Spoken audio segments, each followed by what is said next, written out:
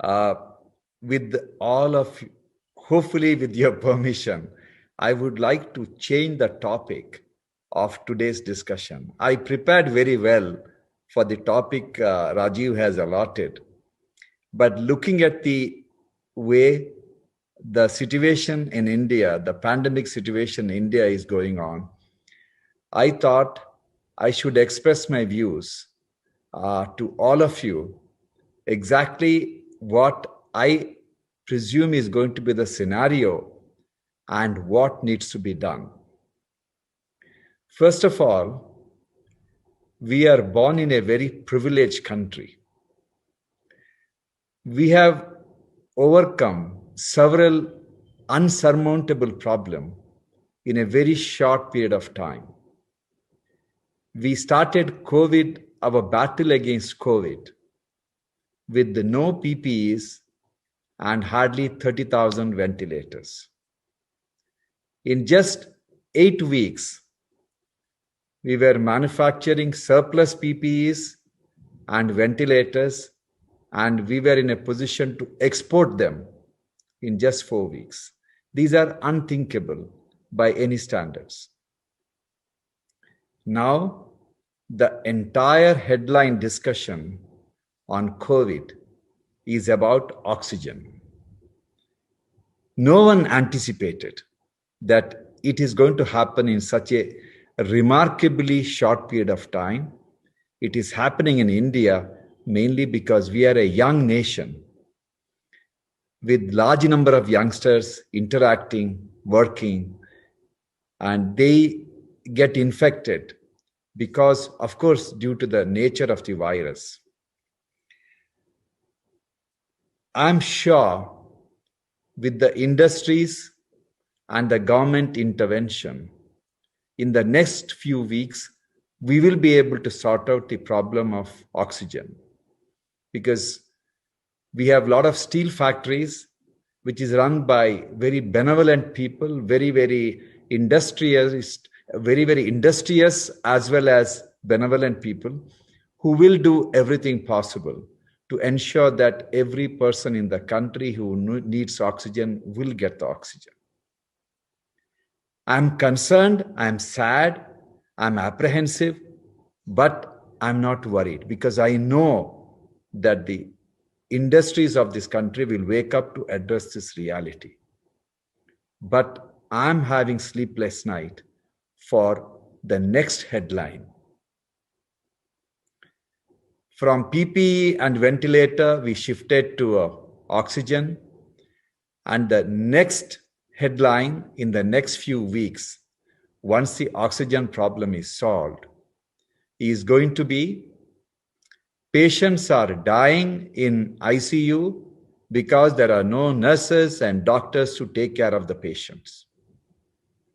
And this is going to happen. I have no doubt about it. Now, I'll explain to you why this is going to happen. We are testing about 3.5 lakh people as positive for COVID. For every patient who's tested positive, there are minimum of 5 to 10 people who are positive, but they are not tested. That means we are talking about at least over 15 to 20 lakh people who are getting infected every day in our large country. Statistically, 5% of the COVID positive patients need ICU bed, irrespective of their age. That means we need to have at least 80,000 ICU beds daily, new ICU beds daily. And many of you may not know, India has only 75,000 to 90,000 ICU beds, and all of them are packed already, and COVID has not reached the peak yet. And When a COVID patient enters the ICU, they spend minimum 10 days. So you can just imagine what the scenario is. Now, what we need to do?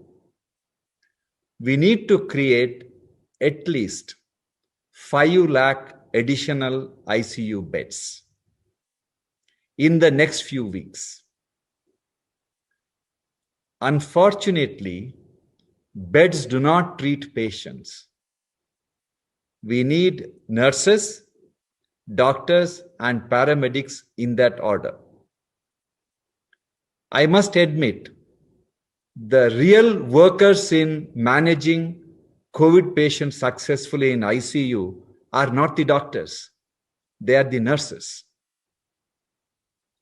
And the outcome of patient in a COVID ICU depends predominantly on the nurses, the way they have managed the patient.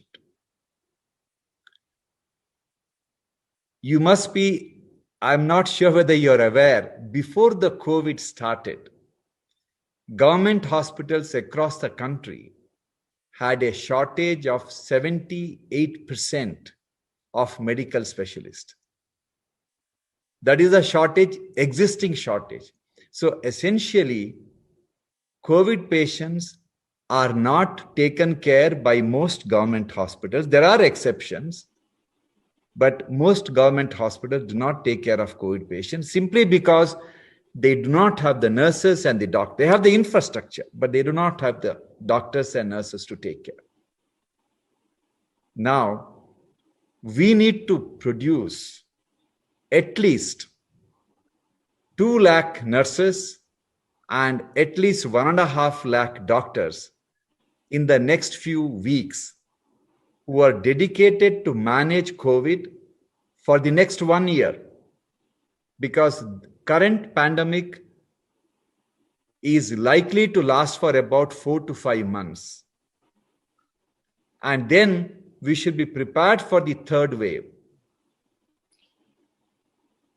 I'm just comparing what happened in England and what happened in US. Based on that, I am just assuming that this is going to be the way virus will behave. So far, virus has not differentiated between Americans and Indians.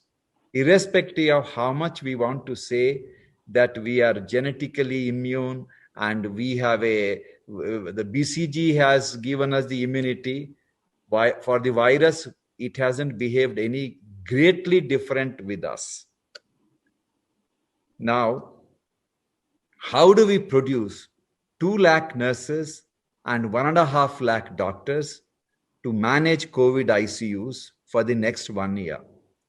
If there is one country which can produce that workforce in few weeks, is India. No other country in the world can do this miracle. How it is possible? We have about 220,000 nurses working, who have finished their 3-year GNM or 4-year of BSc in various nursing schools and colleges across the country, who are preparing in the library for their exam, which should happen in the next few weeks. If the Ministry of Health, along with Indian Nursing Council, take the approach of drafting for the armed forces when there is an impending war with the enemy country, we should approach this with the same idea.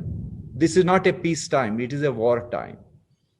If we decide, then these girls should be told, all right, you have finished your training. You haven't finished the formality of exam. You're all graduates, you'll be given a certificate. But you are given a certificate at the end of 1 year if you work in a COVID ICU for 1 year. And then, apart from that, if there is a government job coming up, all the girls and boys, nurses who have worked in this COVID ICU for 1 year should be given a preference over the rest. If that is done, I am convinced most of these girls and boys will join the stream of a fight against COVID. And COVID battle cannot be won by doctors of my age. No war can be fought by people of my age. You need young people. Most of them are vaccinated and they are naturally in a better position to fight the COVID in case they get infected. So we can solve the problem of nursing shortage, which is a major problem. Now, what about the doctors? There are 130,000 young doctors today working not in the COVID ICU. They're sitting in the library, mugging the multiple choice questions to crack the NEET exam to get one of those elusive PG seats. The National Medical Commission should, along with the National Board of Examination, should conduct online test for NEET right away without any delay and declare the results in few days. And there are only about 35,000 PG seats available. And allot the seats. After the allotment, there will be still 1 lakh doctors, young doctors, who are left out, who didn't get the PG seat. They should be offered a huge grace mark during the next year of PG selection if they work in the COVID ICU for 1 year. And government should have a separate department of controlling this huge workforce and allot them based on the requirement.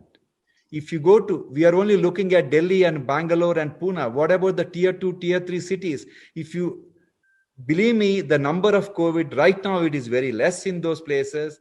They are going to be in the same fate as us. It's a matter of time. COVID doesn't spare anybody. So if the only hope for a tier 2 cities, tier 3 cities, there are no big private hospitals to manage COVID. Only big hospitals are the government hospitals. And they don't have enough nurses, don't have doctors. These doctors and nurses can really make the tier 2 government hospital very vibrant for managing COVID patients. Apart from this, we have about 25,000 doctors who are finished their postgraduate training and they haven't yet appeared for the exam, and they are not working in the COVID ICU because they may have to appear for the exam anytime. This batch of medical specialists should be told that they can skip the exam and get the degree provided they work in the COVID ICU for 1 year. And apart from them, there are over 90,000, 1 lakh doctors who graduated from overseas universities. And they haven't been able to pass the national entrance exam. Identify 20,000 of the brightest of the kids and ask them to work in COVID ICU for 1 year for permanent registration. And if we are able to do this successfully in the next few weeks, believe me, we would have conquered the COVID battle. Otherwise, the consequences can be very, very, very serious. Mainly because just admitting a patient in a COVID ICU and giving him some oxygen is not going to save their life. When the oxygen drops, they need proning. And somebody has to monitor their blood gases. All these are done by nurses and junior doctors. This is May. We are entering May. You know how hot it is. Wearing the PPE, working in the COVID ICU. Even the fittest people cannot work there for more than 4 to 5 hours. And we need to look after those patients for 24 hours. You look at the number of people who we need. The current doctors and nurses who are taking care of COVID across the country have done a fantastic job during the first wave. They are tired, they are fed up, they are burnt out. and good number of them are getting infected. Unless we create a parallel workforce of COVID, believe me, there can be a problem. Knowing the amazing power our government has, especially under the leadership of our Honorable Prime Minister, I have no doubt that they will do something dramatic. And we need to do something dramatic. In the end, all my speculation about the number of COVID patients and how many ICU beds we need may be wrong. But what if I'm right? It is too late. That's all I have to say. And I thought it is a fantastic forum for me to view my the express my views with the idea that some of you may agree, some of you may not, but at least some thought. We cannot just watch the drama going on. We have to do something active. That's all I have to say. And I'm extremely grateful to all of you for giving me this opportunity. Thank you.